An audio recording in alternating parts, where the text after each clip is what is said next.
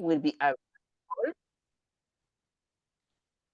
This will be available on the District 36 website, and we will be sending all of you a link.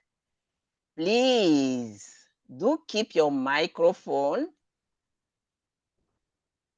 off so that it does not disturb our great presentation we'll be uh, having right after this presentation. There will be an interactive time when you'll have the chance to unmute and ask questions or use the chat box. Let us do a review of the agenda today.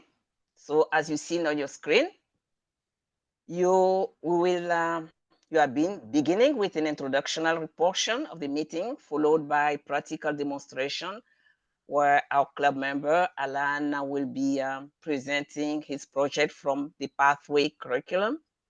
It will also be evaluated by our distinguished guest speaker. And throughout this session, please feel free to ask any question you may have into the meeting chat box.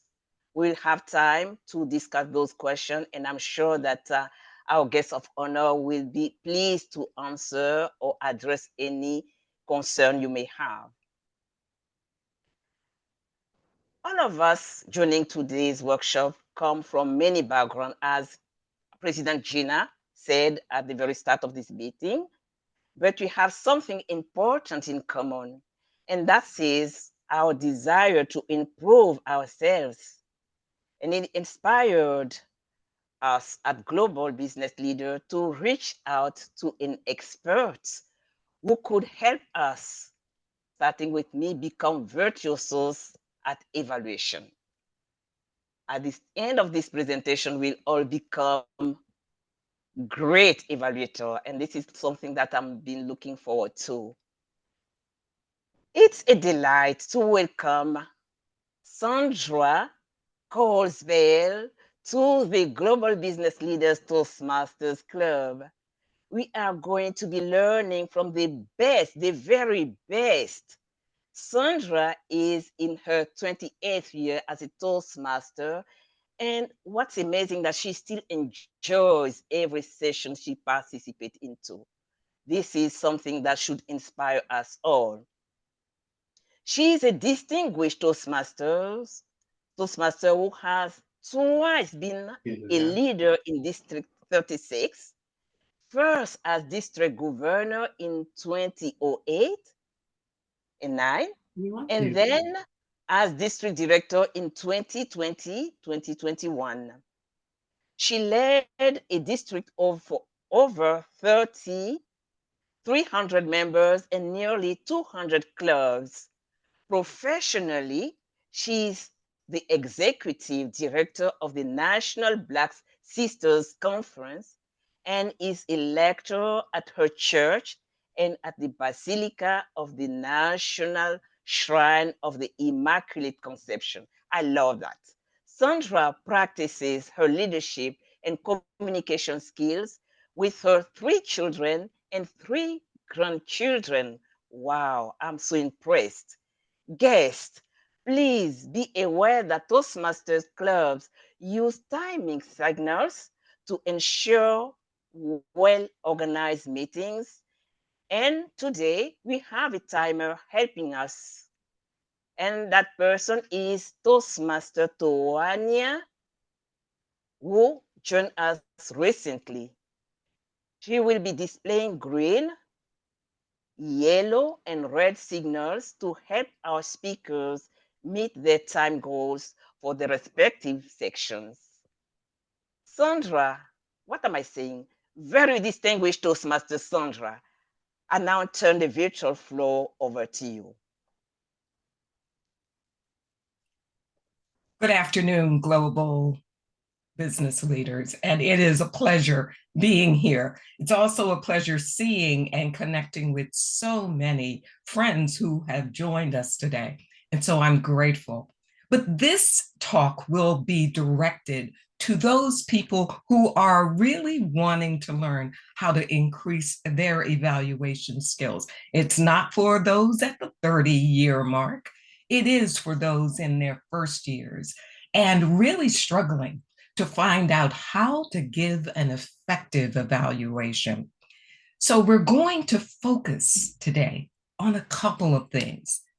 And the first thing I want to focus on is making sure everybody's got their microphones muted so that I won't get distracted. You see the silver hair, don't you? Well, that means I'm always going in 1,000 different directions. The next thing I want to focus on, and I thank you for making sure you're muted, is why do effective evaluations? Why do them? Because they add value. They add value to so many people. They add value to the speaker by giving them the opportunity to hear what they did well. That's value. And if you remember, it's probably the reason why so many of us came into a Toastmasters club. It encouraged this speaker, and hopefully they're hearing what they can do better in the future. That's value. That's how to be a better speaker. It adds value to the club. It satisfies that reason why people wanted to join, to get better. That's why we've searched. And some of us have searched and searched and searched for a long time to find that club that gives effective feedback, something that's going to help me as a speaker grow. Now, I'll tell you, you heard that very nice introduction, but even as a seasoned Toastmaster, I crave effective feedback. And the last time I really got an effective feedback, other than, oh, you're a DTM, you're a former district director, my goodness, I don't want to evaluate your speech, was literally when I joined and came to a meeting for this club. And it helped me grow. It pushed me just a little bit more. And I am here to level up myself and also to level up you. The next thing that it adds value to is the evaluator themselves, because it teaches them the skills of having to craft a mini speech, sometimes very, very quickly. 3 to 5 minutes, 2 to 3 minutes, that's all they've got. And they've got to be able to do it effectively. And it also increases and augments our leadership skills in providing effective feedback. As an employee, I crave the feedback. Am I serving in my capacity to the best of my abilities? That is incredibly important. So I want you to make sure that you understand the value of an effective evaluation, giving effective feedback. Now, how do you do an effective evaluation? Well, you've got to direct your evaluation to what you heard, what the speaker said, all right? You next need to evaluate what you see. So you're listening and you're looking to make sure that you can focus on the speech's content and the delivery.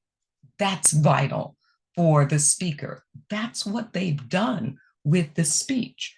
They've crafted and they've spent time trying to come up with an effective speech, and they want to hear, well, how did I do? Did what I intend to say come out of my mouth effectively? So here we go. We're going to focus now on the content. What is the content of the speech? Well, as you listen, there are some things that you want to take note of. First is, how was the opening? Was it a strong opening? Did it help to kind of craft where the speaker was coming from, where they intended to go. A lot of times that starts with the title of the speech. Did it match? And you want to make sure that it helped to connect that dot. You want to ensure that that opening captured your attention. So make sure you listen and look very, very intently. Things that you liked about the speech are where you want to go. Was it funny as it is intended to be? Was it informative as it was expected to be? Did it strike up from an emotional chord with you, if that's what the speaker was intending to do? So look at and listen to all of those things from that speaker. Next, want to focus on the things that related to you. Reminder of an event or an incident that may have happened in your own life, but this is not the time in the evaluation to tell your own personal story. Don't forget, we are here as an evaluator to listen to the speech and to give feedback to the speaker about their speech, not about their own. You can say something really quick, like, I was reminded of something that occurred in my own life, but then that's it. Cut it after that. Because when you start telling your own story, it becomes your speech and not evaluating the speaker. So here we go next. The things that the speaker did well. If it was an informative speech, did they use facts very well? If they were using PowerPoint, was that effective? Did they come up with good anecdotes? Did they share personal stories? Those are the kinds of things that help you to come up with how did the content affect you? How did the speaker do with their content? Don't forget, not yours. And then you want to find out, how was that conclusion? Did they wrap it up and summarize it?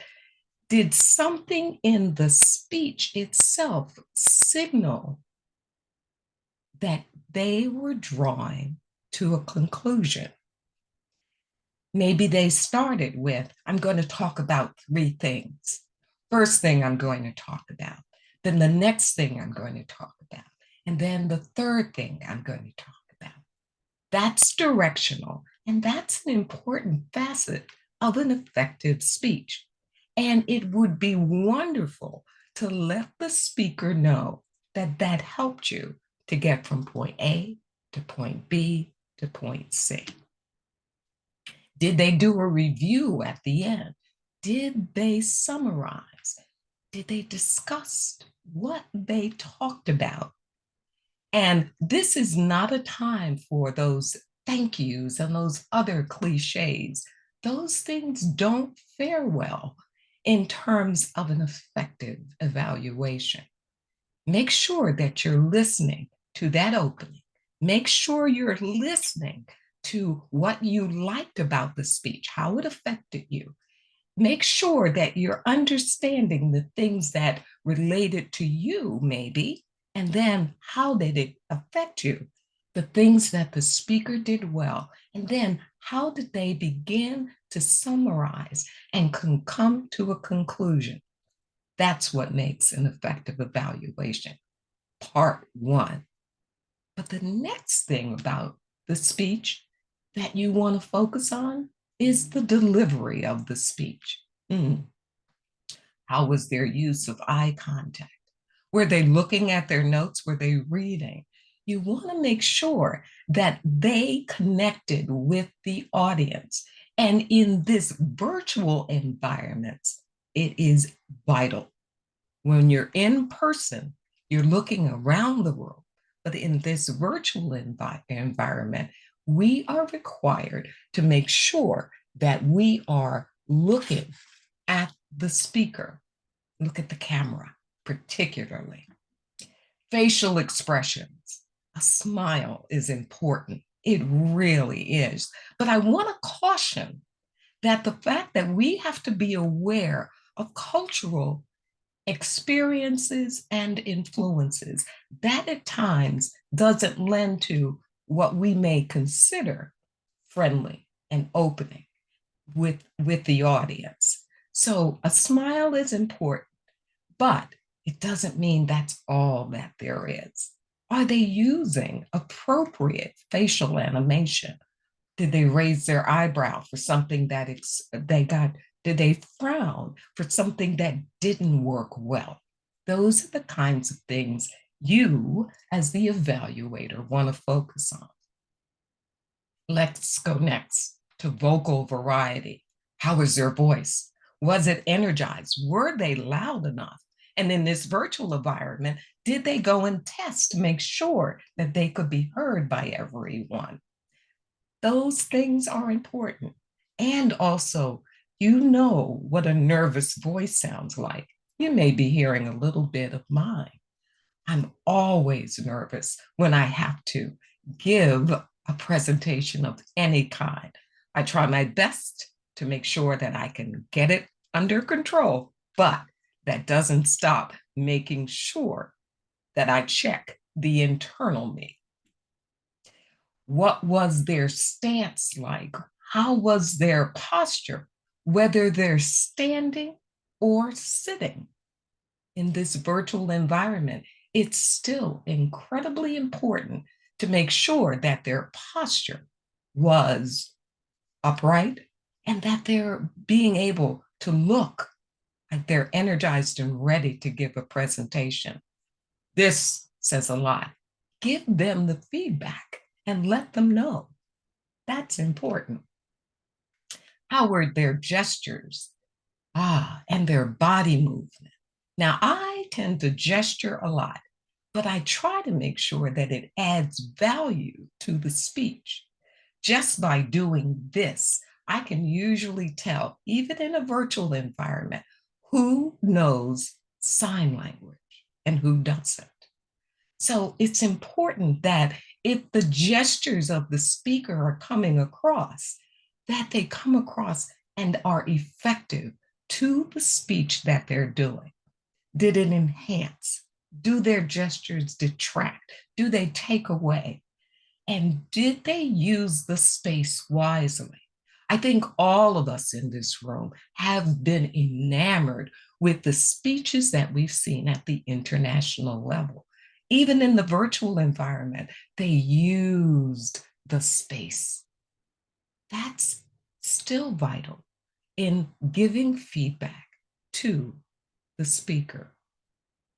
So those are the things that I want to make sure we as speakers and evaluators are looking at. We want to ensure that we're looking at that content, and I reviewed that with you, but also the delivery, their use of eye contact, the facial expressions that they use. Don't forget, the smile is important, but there is a cultural component to that. We want to make sure that they're using vocal variety. Are they raising their voice, lowering it? And if they're nervous, are they able to mask it well?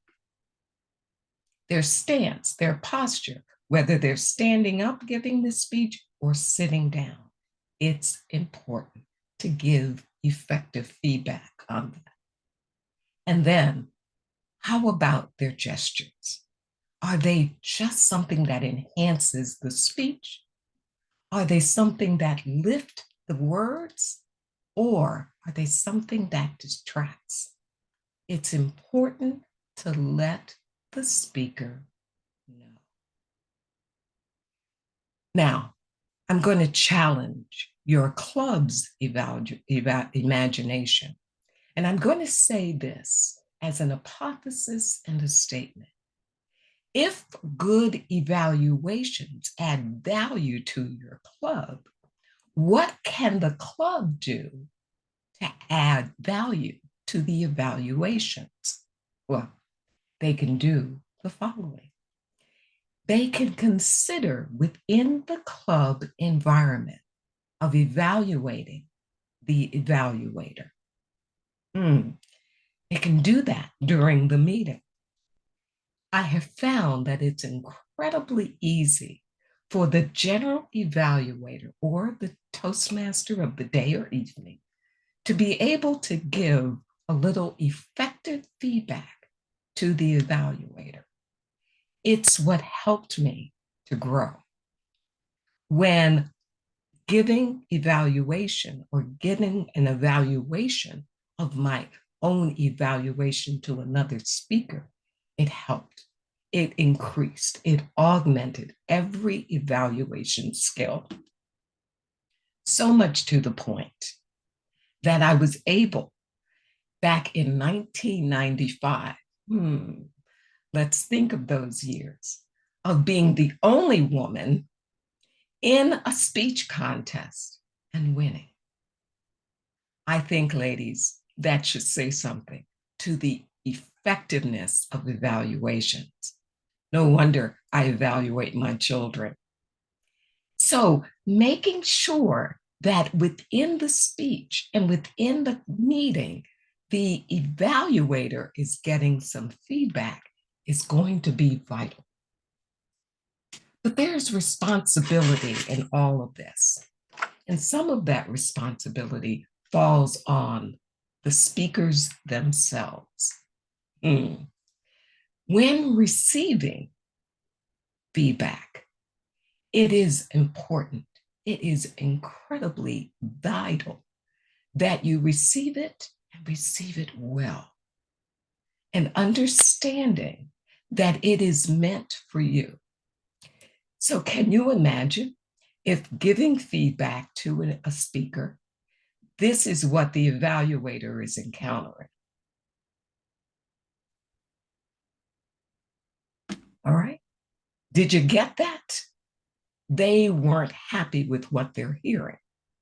No matter what, if it's a good evaluation, excuse me, or whether it's a whitewash, still being able to look emotionally intact and accepting what you've heard and making sure that the feedback to the evaluator is not showing up on your face, regardless of how you may feel internally.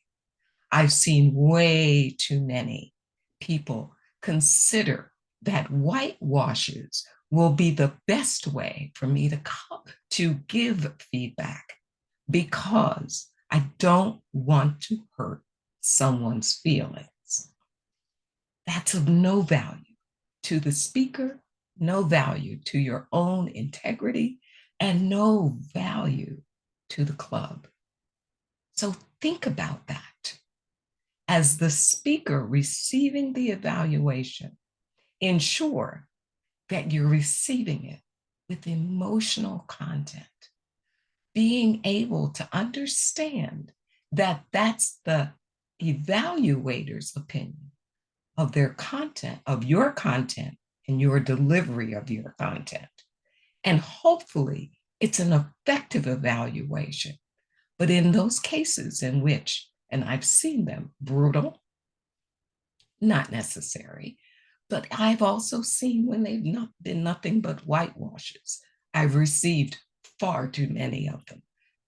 Excuse me. But it's important that as the receiver, I'm going to make sure that I receive it with the aplomb that's necessary to increase the environment of the club meeting.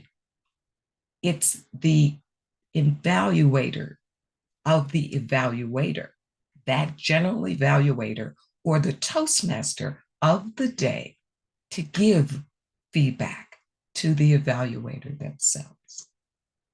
If you incorporate that, I challenge you, what you're going to find are those evaluations that are growing, that are becoming better because of the fact that people feel and sense that they're being received.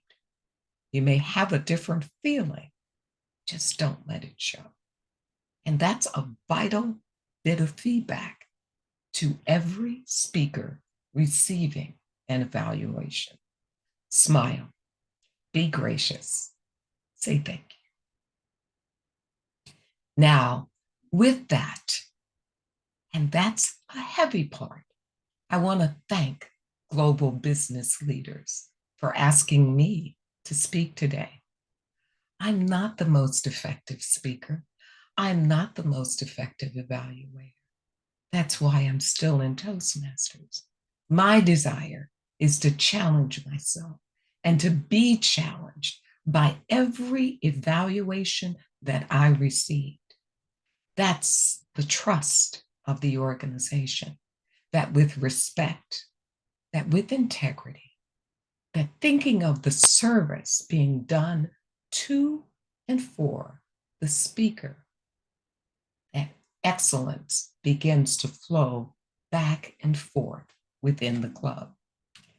It pushes us as speakers and it pushes us as evaluators to ensure that we're focusing on the content and the delivery and giving effective feedback, honest, but effective to the speaker. And with that, we're now going to have the opportunity to hear an evaluation. I'm going to evaluate one of the speakers within this club. And that's where we'll make sure that I am being held to the standard that I've used continuously in all my years of Toastmasters. There's a gradation. If someone has been a Toastmaster for a long time and they want to be pushed, I'll give them that feedback. But as someone who I love being able to give feedback on icebreakers, because it's a different level, it's imperative that I do it with a sensitivity. And that's how you gauge yourself as an evaluator, and even better, an effective evaluator. So Genevieve, I'm going to invite you now to introduce the GBL speaker for today. I'll mute myself and then I will come back and return to give a 2 to 3 minute evaluation. With that, I invite Genevieve to take the mic. Thank you. Could I, Genevieve, you're on mute. Could I jump in, Sandra, with one quick question from the chat prior to having our speaker come on board? And I want to ask this just before you give an evaluation, because a couple people are asking that question about being tactful, how to give something that might be perceived as critical in a way that can be received productively. And I wonder if you want to address the kind of language, any suggestions around language, which just before we go into an exercise. Well, thank you very much for the question. Excuse me. One of the things that I find, and I continue to find, is that when people give ineffective evaluations, I'll start with that. It's, oh, you've done very well. Oh, your speech was great. Oh, I really liked it. And then they hear nothing that says, you know, one of the things that I think could happen is that the next time you give a speech or that speech, that you consider taking your voice and moving it and incorporating vocal variety. That's effective feedback. It's focusing on the content and the delivery that you saw. Now, if the speaker is sensitive and they're upset, you've done your job by letting them know it's an opportunity for growth. And that's what we're here for. And I usually, depending on what I see, you understand? Depending on what I see, may incorporate that right from the very beginning. especially if I'm looking at a speaker that I'm about to evaluate and okay, because they're upset or they're nervous. I always begin to preface things with the opportunities for growth, a way to challenge yourself to a different level. Get my point? If that's, you need to frame what you're about to say as an opportunity for growth. That's what Toastmasters is all about. So it's important for us to make sure that we are being tactful, not brutal. I think when you first came on, you could have done this. Your own tone is important. Your own body language and posture is vital. If you're to be there with the rise to increase the speaking capacity of the speaker, being sensitive to that has got to be important. But I've heard way too many, either very brutal ones or way too many whitewashers. So think about that. Make sure you can use that phrase, the opportunity for growth for you, or the way to challenge yourself to the next level. Did that answer the question, Tara? Perfect. Good, good, good, good. But before you continue, thank you so much, Sandra, for such an insightful presentation. I now feel comfortable that I'll be able to provide effective, I'll try at least. But thank you. But dear participant, please use your emojis to express your appreciation. You cannot move forward without having this sign of gratitude toward our presenter. Thank you. I'll start myself with a heart. Please. Thank you, thank you, thank you. Now, let's see the practice. And for that, we'll have a member who will be presenting a project. I think it's the project in pathways, and the project is on storytelling. Without further ado, I'd like you to be prepared. Alan Samaro, Sport Roten, Alan Samaro. Floor is yours, Alan.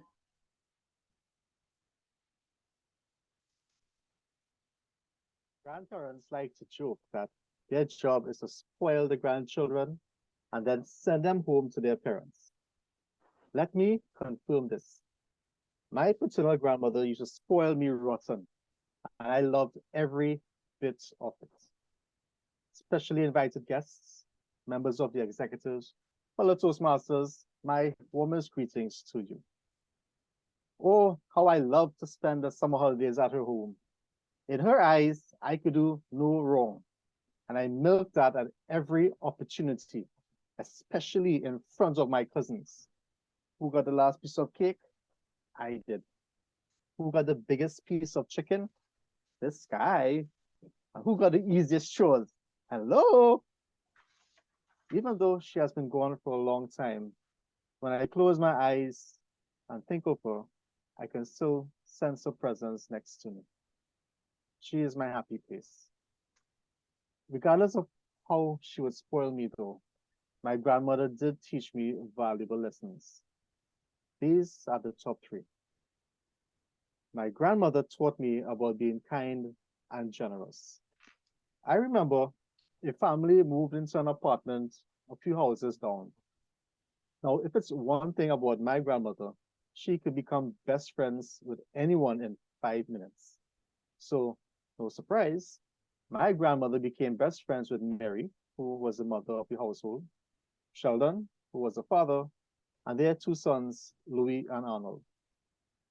It was not uncommon to find my grandmother and Mary sitting in her porch, sipping tea on afternoons and just having a chat. Louis and Arnold were around my age, so I was happy to have some people to play with when I visited her.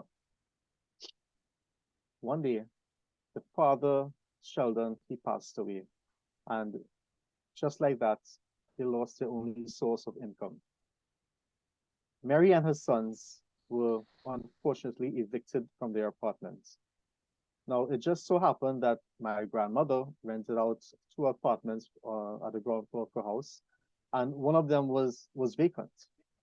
Without any hesitation, she offered it to Mary at no charge. My aunts and uncles, they didn't like that at all. But my grandmother, she was firm. And when I asked her about it, she said she let them stay because it's good to treat people with kindness and generosity.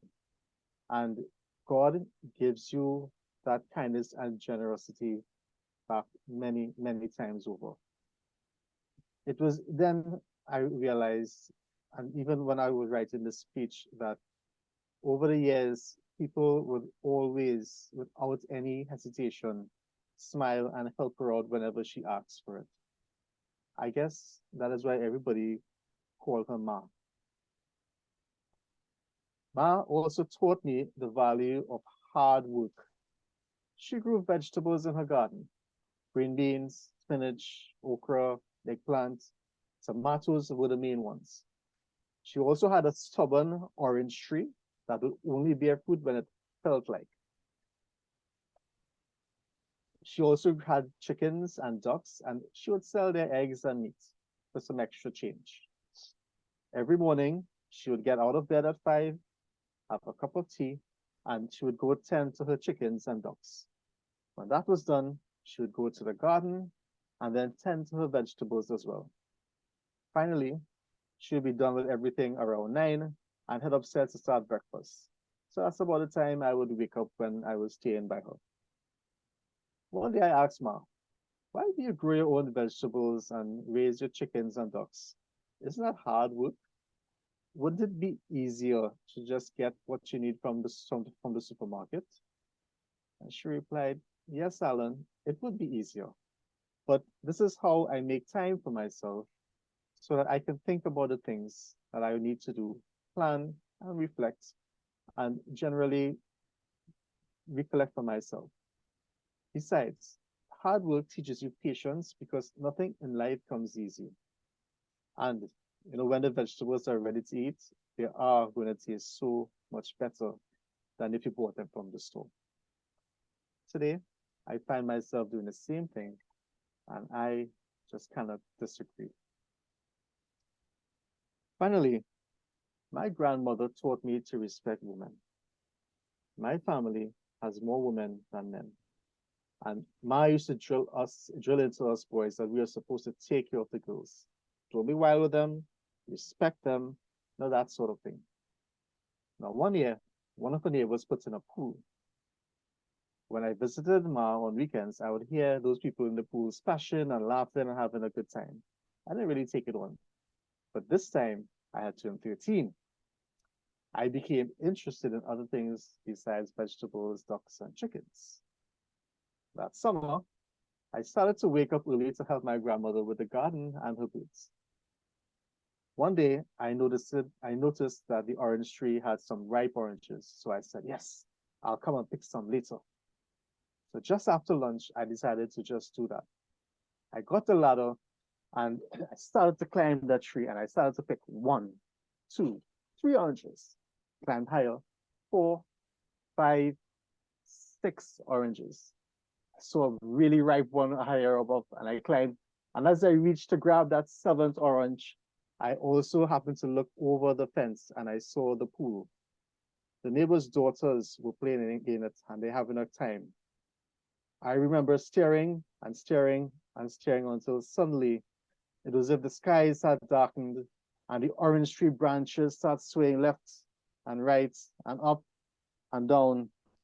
I started to become afraid, and I looked below me and I saw Ma staring at me with a look that pierced my flesh.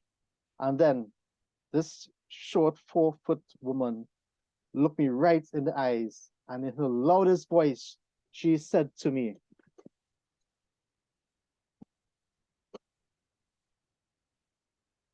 thank you, Ma, for spoiling me. Because of you, I give even when I do not have. I work hard and I'm patient, knowing my reward will come. And finally, with my 2 daughters, I will always, always remember to respect women. Madam Toastmaster of today. Wow.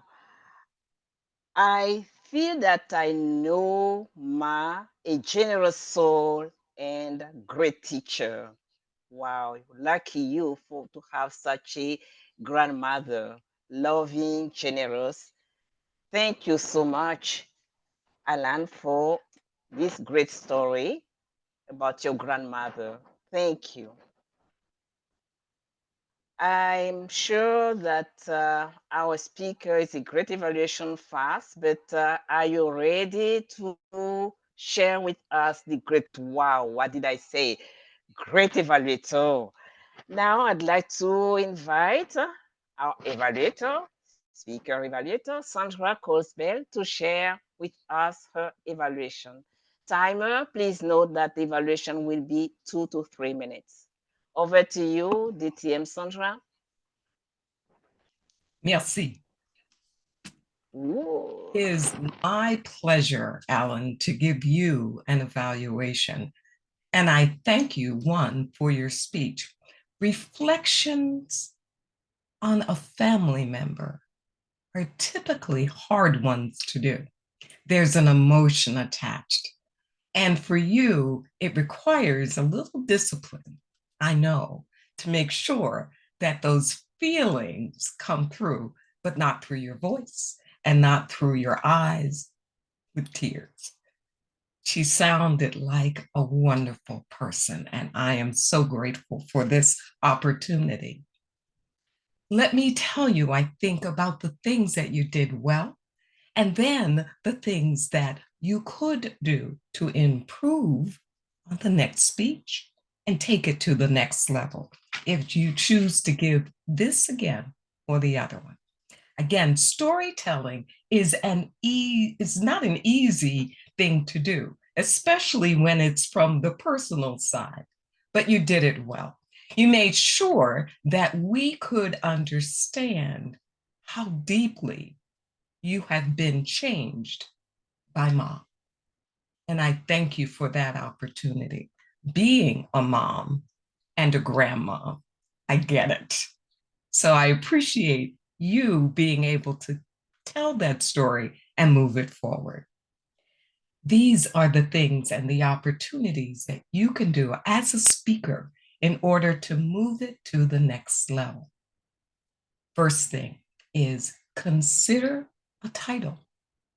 If you had one, your introducer should have had it so that we could then get a sense of where you are and where you're going. Every speech deserves a good title. Make sure you do it. Again, what I wrote down was mom, and then dive into it.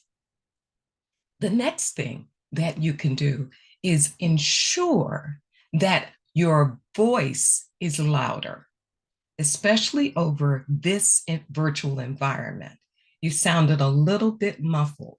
And so it was important for us to be able to listen to you. So slow it down just a little. The other thing that I would invite you to do is say right from the very beginning, I'm from Trinidad, and set that stage for us so that we get a sense of where you are, where mom is, and all that that encompasses. Most of us are culturally sensitive. And for me, Tacoma Park is different than the islands. So being able to know that would be incredibly helpful. All in all, I think you have the opportunity to tell stories and to tell them well. So keep it up. Make sure that your voice is going to be adequately heard, that your camera is focused right on you, and that you slow down a little.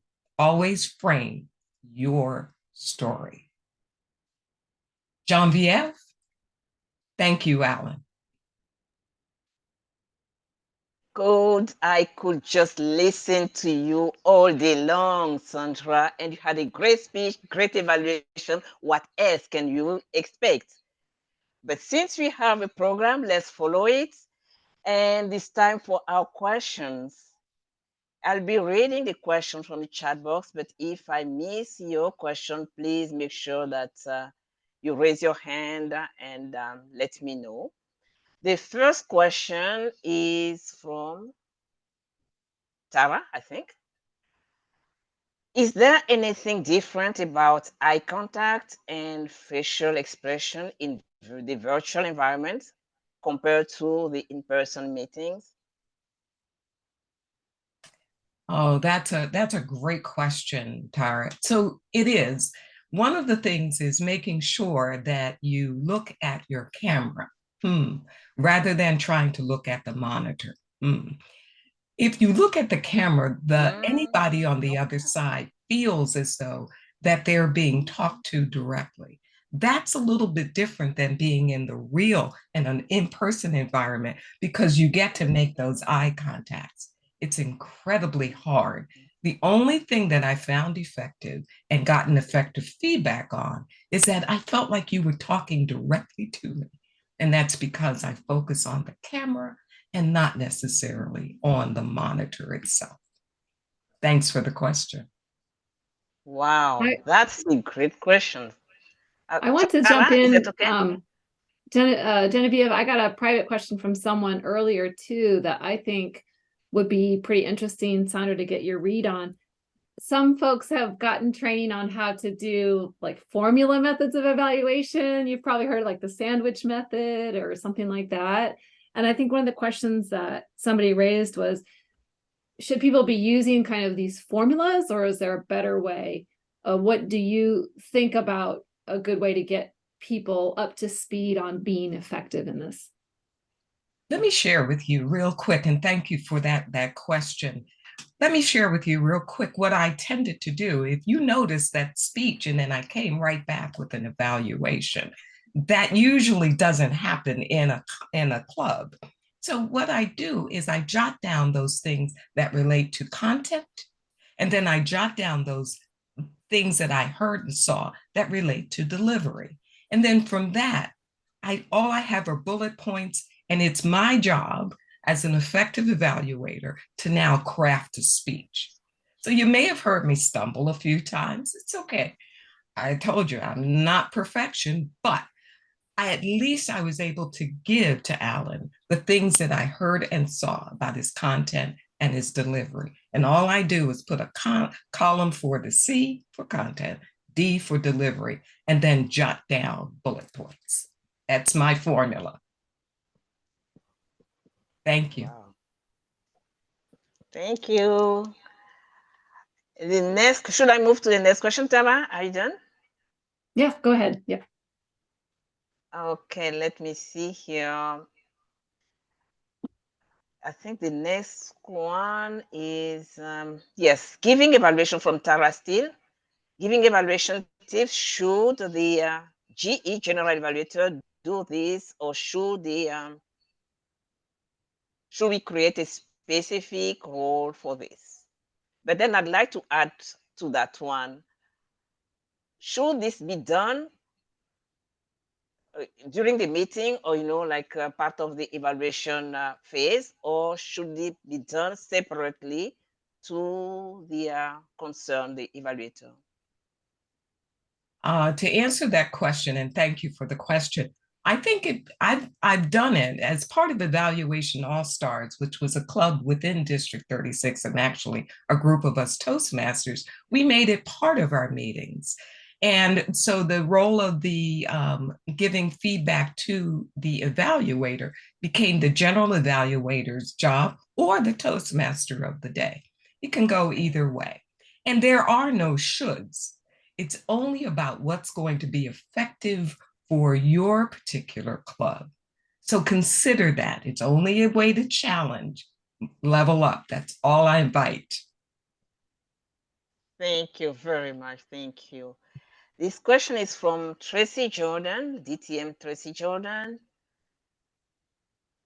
Can you share how the evaluation,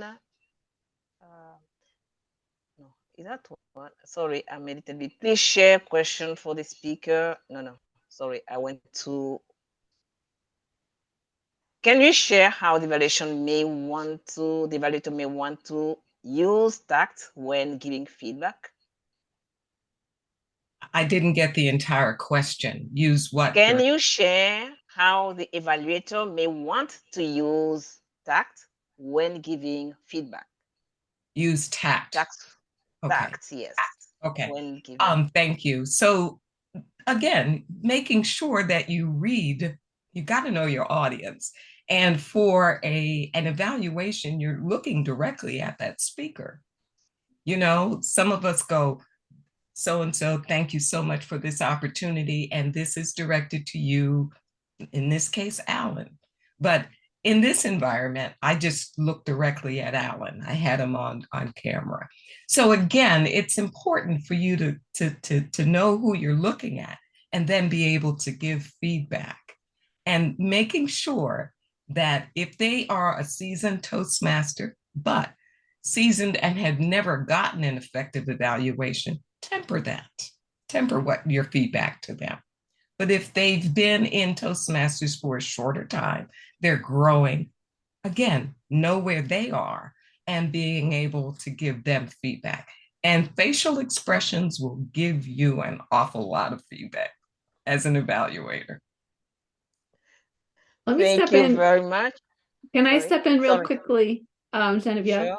Sure. There are some attendees today, you might have joined and you have my name on your screen. If you are able to click the 3 dots and rename yourself, we'd love to see who all has attended, because some of the screen, it's just a repetition of my name, which is unintentional. So please have a look and see if your screen is one of those, and go ahead and put your name. And then I got a private question as well from somebody, Sandra, this is related to what your comments were towards Alan, but this person said, how do you slow down speaking, right? Like when you're nervous and you realize you might be going too fast, but you're on camera and maybe it's hard to figure out the pacing.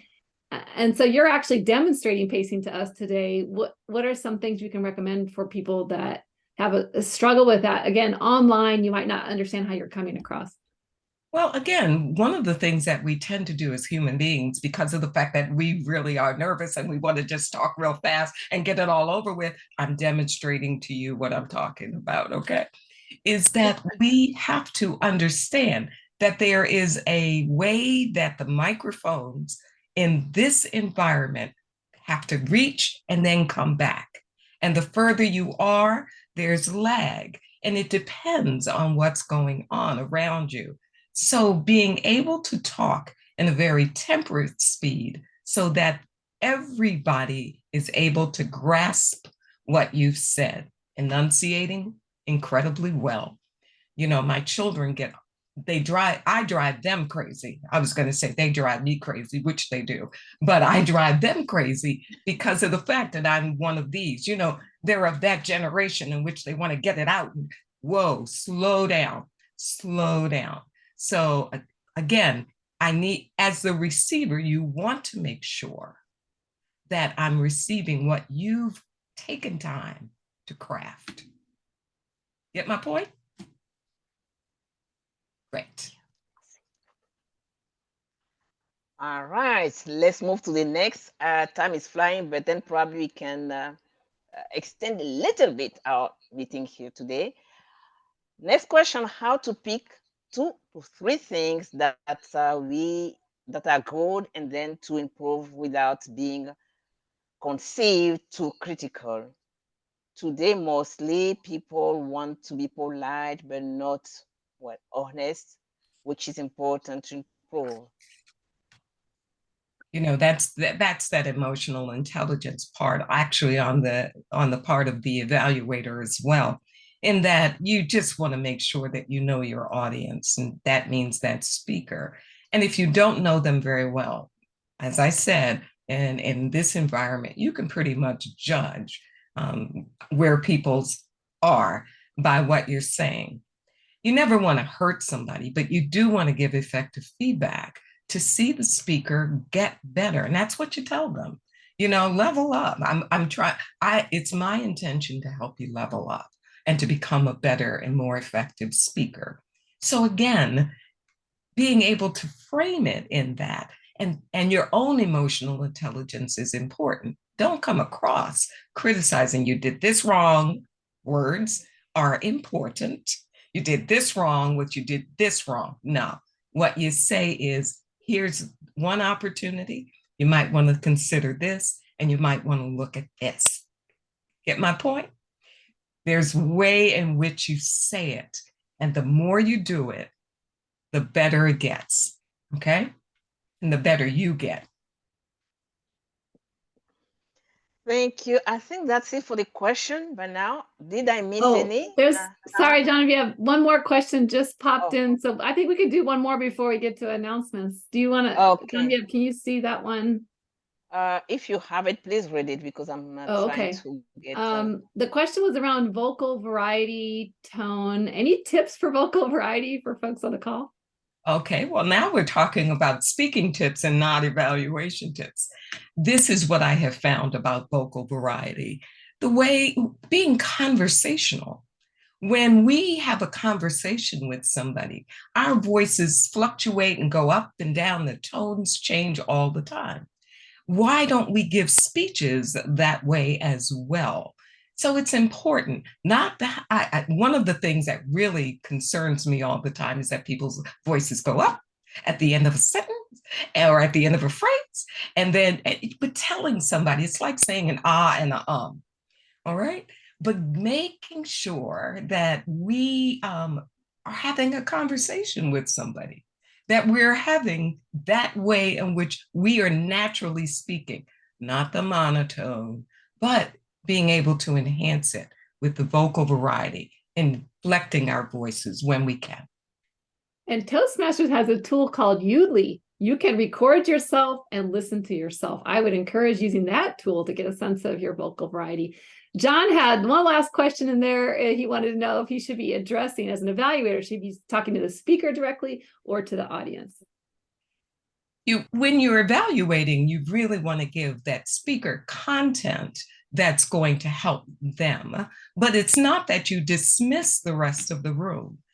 If your evaluation is effective, everybody's going to take notes of something that's going to help them. So I'm looking at me, but I've seen head nods going on.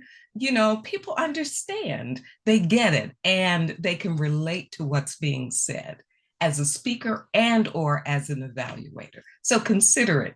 It's for the speaker, but it's really for everyone as well. We all improve by effective evaluations, regardless whether it's for us directly or for somebody else.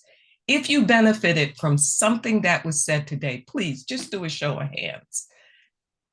Okay, excellent. I really appreciate seeing hands. All right, that's important. Thank you.